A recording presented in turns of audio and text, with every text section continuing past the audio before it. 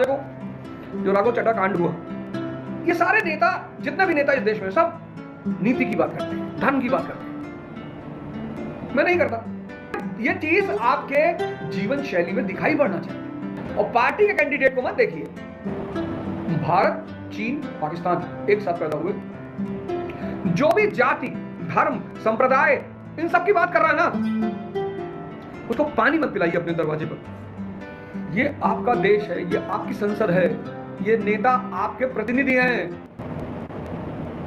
आप सब लोगों को दिशा भ्रम दे दिया गया है। इन नेताओं के पास, ये जो प्रेजेंट नेता है किसी भी पार्टी के, किसी भी, मैं तो किसी का नाम, अब तो राजनीति में नहीं हूं, तो अगर मैं किसी विशेष व्यक्ति का नाम लेता हूं, विशेष पार्टी का नाम लेता हूं, विशेष संगठन का नाम लेता हूं, उसका मतलब कहीं ना कहीं मैं उससे जुड़ा हूं। सारे राजनेता, आप देखो जो राघव चड्ढा कांड हुआ, इस कांड के राघव चड्ढा गए तो गए, वो अपने साथ एक ऐसे आदमी को ले गए जिसको आम आदमी पार्टी का रीढ़ की हड्डी कहा जाता था। पता है ऐसा क्यों हो रहा है? एक पहली बात, आप मेरे बातों, कभी कभी ना मेरे व्यंगों को आप समझ नहीं पाते। मैं व्यंग करता हूं, आप समझ नहीं पाते। जैसे लोगों ने मुझसे एक बार पूछा कि आप किस विचारधारा के, मैंने कहा मैं तो मौकाटेरियन हूं, जहां मौका मिलेगा वहां चला जाऊं। बड़ा मजाक उड़ाया लोगों ने, मेरा बहुत ट्रोल किया और मजाक, भाई अवध हो जा, भाई अवध हो जा। लेकिन मैं राजनीति त्याग की, जब मैं राजनीति नहीं छोड़ा तो भी इस देश के बड़े बड़े दलों से मुझे न्योता है। था की बात नहीं कर रहा हूं, है क्या हमारी तरफ आ जाओ, हमारी पार्टी में आ जाओ, ये कर देंगे, ये सुविधा दे देंगे, ये करवा देंगे। नहीं चाहिए भैया, नहीं चाहिए। ये सारे नेता, जितने भी नेता इस देश में, सब नीति की बात करते हैं, धर्म की बात करते हैं। मैं नहीं करता। ना मैं नीति की बात करता हूं, ना मैं धर्म की बात करता हूं। ये चीज आपके जीवन शैली में दिखाई पड़ना चाहिए। अब इन नेताओं को लगा, 7-8 नेताओं को लगा कि अबे भाई ये जनता तो समझेगी नहीं, इसको क्या चाहिए। आज जो बहुत अच्छे अच्छे लोग राजनीति में आना चाहते हैं, राजनीति करना चाहते हैं, वो जानते क्यों नहीं आते? आपके व्यवहार से। अब इस जनता को एक बार फिर से जागरूक, अगर आप अपना देश बचाना चाहते हो, अगर आप अपने आप को बचाना चाहते हो, तो आपको एक काम करना पड़ेगा, सत्याग्रह। 27 का इलेक्शन, 29 का इलेक्शन, जहां जहां भी है, 29 का तो लोकसभा का है, हर शहर में सिविल सोसाइटी को फिर से जिंदा करिए, हर शहर में। और पार्टी के कैंडिडेट को मत देखिए, आप एक बढ़िया व्यक्तित्व निकालिए, पढ़ा लिखा, सुलझा, समझदार, संतुष्ट, और पार्टियों से कहिए कि इस व्यक्ति को टिकट दो। और अगर पार्टियां उस व्यक्ति को टिकट नहीं देती तो आप, अब जनता अपना कैंडिडेट बनाकर उसे चुनाव लड़ा। भारत के राजनीतिक दलों से कोई आशा नहीं, सबको सत्ता बचानी है, सबको सत्ता बचानी है, सबको सत्ता में रहना है, सबको शक्ति चाहिए किसी भी कीमत पे।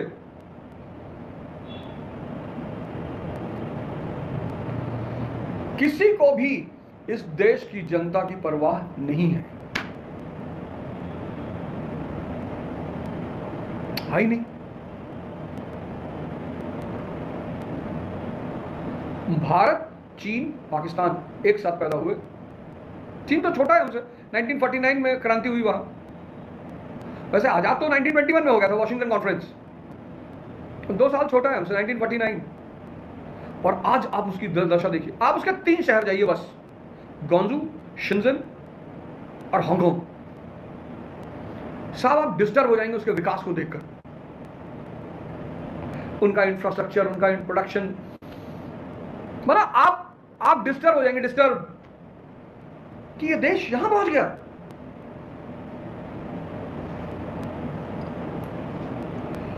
नहीं तो ये राजनेता आपको उलझा देंगे। आपको अंबेडकर की पूजा करनी है ना, करिए, क्या दिक्कत है? शर्ट निकालिए, पीछे अंबेडकर की फोटो बनवाइए, वही शर्ट पहन के ऑफिस जाइए, जय भीम लिखवाइए। आपको राम जी की फोटो पूजा करनी है, आप पीछे जय श्री राम और फोटो लगवाइए, जय करिए। लेकिन लेकिन लेकिन ये जो 545 लोग संसद में बैठे हैं, इनके चुनाव पर ध्यान दीजिए।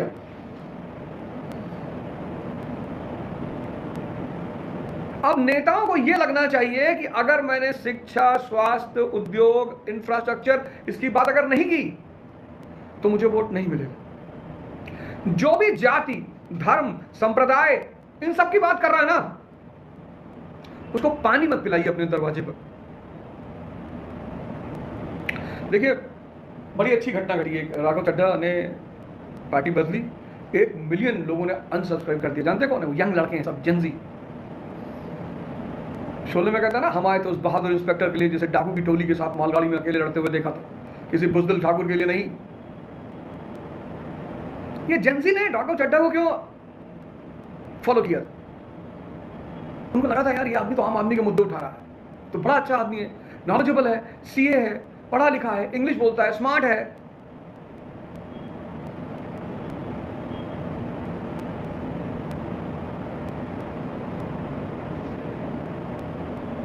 ये सब मलाई खाते रहेंगे।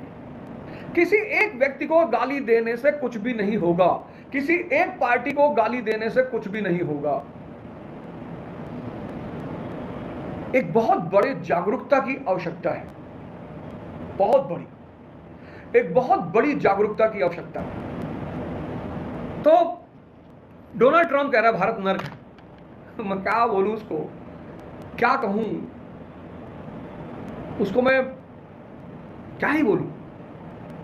कहता भारत नर्क है।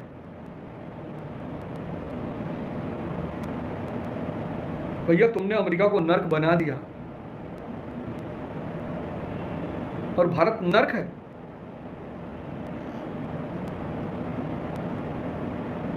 ठीक है, भारत के सामने चुनौतियां हैं, चैलेंजेस हैं, होता है, बिल्कुल होता है। अब ये सारी चीजें जो देख रहे हो, सारी आप इमेजिन करके सिर्फ देखो, हर घर को, हर फैमिली को, हर परिवार को मेदांता हॉस्पिटल है। आप उसके 1 दिन का रूम का रेंट लेके देखिए। 3 दिन बंदा एडमिट था, 3 दिन सर्दी जुकाम बुखार, 3 दिन 1 लाख रुपए बिल बना था। सर्दी जुकाम बुखार 1 लाख। कहां जा रहे हैं आप? एक बहुत बड़ी साजिश के अंतर्गत आपको भटकाया जा रहा है, मतलब बहुत बड़ी साजिश, एक बहुत बड़ी साजिश के अंतर्गत आपको मुख्य मुद्दों से भटकाया जा रहा है।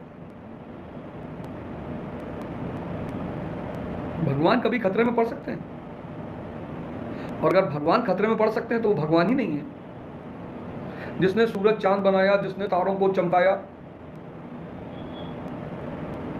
जो इतना बड़ा साइंटिस्ट है कि उसके बनाए हुए ब्रह्मांड की सीमा इंसान नहीं बता सकता, उसकी इतनी औकात नहीं। सूरज के करीब नहीं जा सकता, उसकी इतनी औकात नहीं।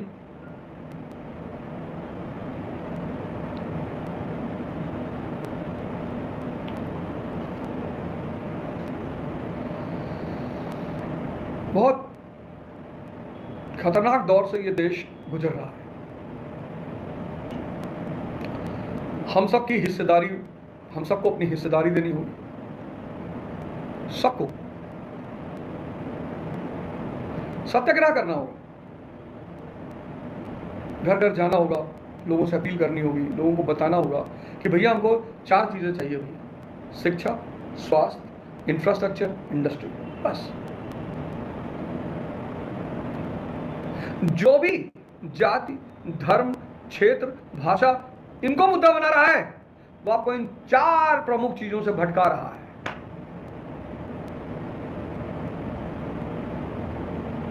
जैसे बच्चे को जब दूध पिलाती है मां और बच्चा नाटक करता है तो मां कहती है साधु आ गया, साधु आ गया, साधु आ गया, साधु आ गया। ये आपका देश है, ये आपकी संसद है, ये नेता आपके प्रतिनिधि हैं। इनको इस देश का राजा कौन? इस देश की जनता। We the people of India solemnly resolve